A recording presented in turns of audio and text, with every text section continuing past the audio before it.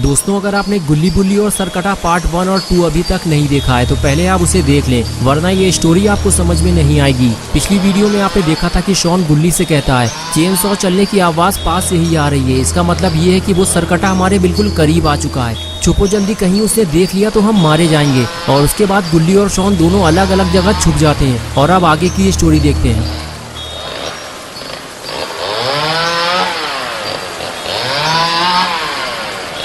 लगता है शॉन की खोपड़ी में भूसा भरा हुआ है, तभी वो ऐसी जगह छुपा है जहां से सरकटा उसे आसानी से देख सकता है। गुल्ली भी इस बात को अच्छी तरह से जानता है, लेकिन अब वो कुछ नहीं कर सकता क्योंकि सरकटा अंदर आ चुका है।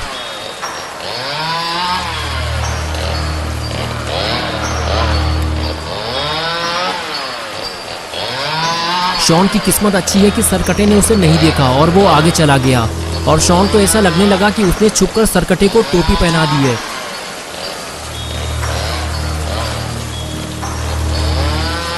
कुछ देर तक तो शॉन छुपकर सरकटे को देखता रहा, लेकिन जैसे ही सरकटा गुल्ली की तरफ आगे बढ़ने लगा, शॉन फौरन बाहर निकलकर खड़ा हो गया और कहने लगा, गुल्ली वहां से भागो, सरकटा तुम्हारी तरफ आ रहा है। शॉन का बस इतना कहना था कि वो सरकटा वहीं रुक गया और शॉन की तरफ पलटा। शॉन ने जैसे ही देखा कि वो सरकटा मुझे देख रहा है, वो फौरन वहां से भागने लगा, क्योंकि शॉन इस बात को अच्छी तरह से जानता है कि सरकटे से दूर रहने में ही उसकी भलाई है। इसलिए वो फौरन घर की छत पर चढ़ गया, लेकिन अब सरकटा उसका पीछा इतनी आसानी से नहीं छोड़ने वाला। शॉन ने चिल्लाकर अपने लिए मुसीबत खड़ी कर ली है। गुल्ली ने जब शॉन को मुसीबत में फंसा देखा तो फौरन कुल्हाड़ी उठाकर उसकी मदद के लिए आगे जाने लगा। गुल्ली को भी अपनी जान का खतरा है, लेकिन अगर वो शॉन की मदद नहीं करेगा तो सरकटा शॉन को मार डालेगा। इसलिए गुल्ली छुपते छुपाते हुए धीरे धीरे सरकटे के पास जाने लगा, लेकिन अगर सरकटे ने गुल्ली को देख लिया तो वो उस पर हमला कर देगा। इधर शॉन सरकटे को डंडे से डराकर भगाने की कोशिश कर रहा है और सरकटे का सारा ध्यान शॉन पर है। बस इसी मौके का फायदा उठाते हुए गुल्ली ने सरकटे पर कुल्हाड़ी से हमला कर दिया और सरकटा सीढ़ी से नीचे गिर पड़ा। गुल्ली सरकटे का खेल यहीं खत्म कर देना चाहता है, लेकिन उसे समझ में नहीं आ रहा कि इसे मारा कैसे जाए। जब सर कटने के बाद भी ये जिंदा है तो अब ये मरेगा कैसे। तभी शॉन गुल्ली से कहता है कि तुम इसे मार नहीं पाओगे गुल्ली, तुम इसका पैर काट दो, फिर ये हमारा पीछा नहीं कर पाएगा। गुल्ली को शॉन की ये बात सही लगी और उसने कुल्हाड़ी से सरकटे का एक पैर काट दिया। शॉन ने कहा, एक पैर काटने से काम नहीं चलेगा गुल्ली, दूसरा वाला पैर भी काट दो। अगर तुम्हें डर लग रहा है तो मैं तुम्हारे पास आ जाता हूँ, ये लो। अब तुम्हें डरने की कोई जरूरत नहीं है, काटो इसका दूसरा पैर। और फिर गुल्ली ने सरकटे का दूसरा पैर भी काट दिया। शोरगुल की आवाज सुनकर झंडू अंकल भी वहां आ गए और कहने लगे, चलो जल्दी गुफा के अंदर चलते हैं वरना सरकटा आ जाएगा। गुल्ली बोला, अंकल अब हमें कहीं छुपने की जरूरत नहीं है, जिससे आप डर रहे हैं वो तो यहाँ पड़ा हुआ है, मैंने उसके पैर काट दिए हैं। अंकल को गुल्ली की बात पे भरोसा नहीं हुआ और वो सरकटे को देखने के लिए उसके पास चले गए। पास जाकर जब अंकल ने सरकटे को देखा तो उनको अपनी आंखों पर यकीन नहीं हुआ कि गुल्ली ने सरकटे के पैर काट दिए हैं और वो उनके सामने पड़ा हुआ है। अंकल ने कहा, गुल्ली तुमने ये सब किया कैसे? मुझे तो सिर्फ ये सोचकर ही डर लग रहा है कि अगर ये तुम पर पलटकर हमला कर देता तो तुम जिंदा नहीं बचते। गुल्ली बोला, अंकल अगर मैं इसके पैर नहीं काटता तो ये शॉन का कुछ ना कुछ जरूर काट देता, इसीलिए मुझे इसके पैर काटने पड़े और अब ये हमारा पीछा नहीं कर पाएगा। शॉन बोला, अगर ये मेरा कुछ उल्टा सीधा काट देता तो मैं चप्पल से मार मार कर इसका मुंह लाल कर देता। इसे पता नहीं है कि मैं कितना खतरनाक आदमी हूँ, अभी मैं इसे बताता हूँ।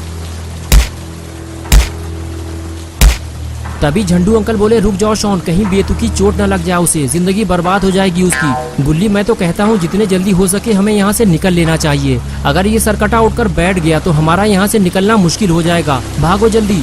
ये कहकर झंडू अंकल वहाँ से भागने लगे। तभी गुल्ली ने पूछा, अंकल आप जा कहाँ रहे हैं? मैं आपको घर तक छोड़ देता हूँ, अकेले जाना ठीक नहीं है। अंकल ने कहा, गुल्ली मैं अपने घर जा रहा हूँ, थोड़ी ही दूर पे मेरा घर है, तुम लोग भी अपने अपने घर लौट जाओ। और एक बात याद रखना गुल्ली, सरकटा तुमसे बदला लेने जरूर आएगा, जितने जल्दी हो सके यहाँ से दूर चले जाओ। ये कहकर अंकल वहाँ से चले गए। झंडू अंकल की बात सुनकर शॉन ने कहा, गुल्ली तुमने सुना है ना अंकल ने क्या कहा है, ये सरकटा तुमसे अपना बदला जरूर लेगा और तुम्हारी टांगे काट देगा। गुल्ली बोला, शॉन तुम अपने मुंह से मनहूसियत वाली बातें न निकाला करो, तुमने भी तो दीमक लगी हुई लकड़ी से इसे मारा है।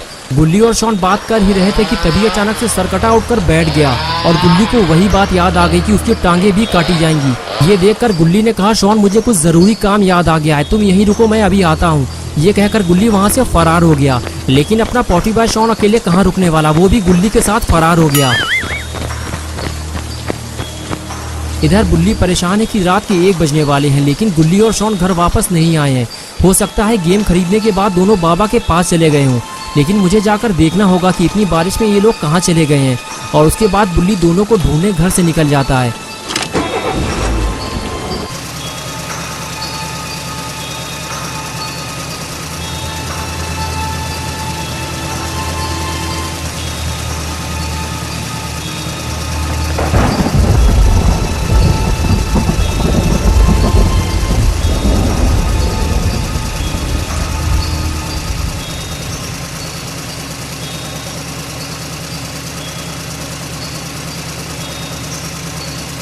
कुछ देर बाद बुल्ली जब बाबा के घर पहुंचता है तो देखता है बाबा के घर का दरवाज़ा बंद है।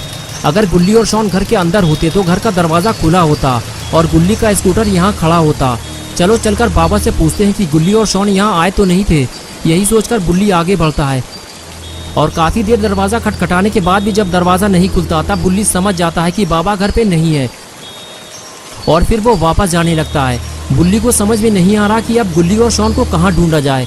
चुन्नी का गेम स्टोर भी अब बंद हो चुका होगा, लेकिन चलो चलकर देख लेते हैं। हो सकता है किसी वजह से स्टोर खुला हो और दोनों वहाँ बैठे हों। बुल्ली ने अपनी गाड़ी मोड़ी और सीधे गेम स्टोर की तरफ निकल गया।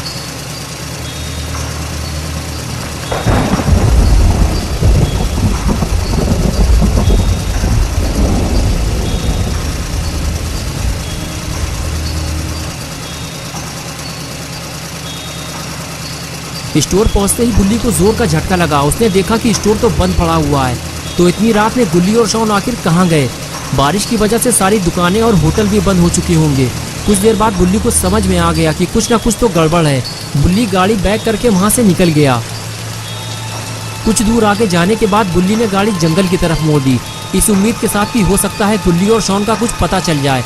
लेकिन बुल्ली बिल्कुल अकेला है, उसे अलर्ट रहना होगा क्योंकि गुल्ली और बुल्ली के दुश्मन काफी ज्यादा हैं। शॉन को तो लोग गधा समझकर छोड़ भी देते हैं, लेकिन बुल्ली पर अचानक से अटैक हो सकता है। ये क्या हुआ? बुल्ली ने अचानक से गाड़ी क्यों रोक दी? अरे ये तो रॉड की वैन है। चलो अच्छा हुआ बुल्ली को रॉड मिल गया। अब बुल्ली इस जंगल में अकेला नहीं है। लेकिन रॉड आधी रात में इस जंगल में क्या कर रहा है, वो भी बारिश में? बुल्ली जब आगे जाकर देखता है तो उसे कुछ ऐसा दिखाई देता है जिसकी उसे उम्मीद नहीं थी। रॉड की वैन में खून लगा हुआ है और रॉड भी गायब है। बुल्ली वैन के पास खड़ा हुआ था, तभी उसे कुछ हलचल महसूस हुई।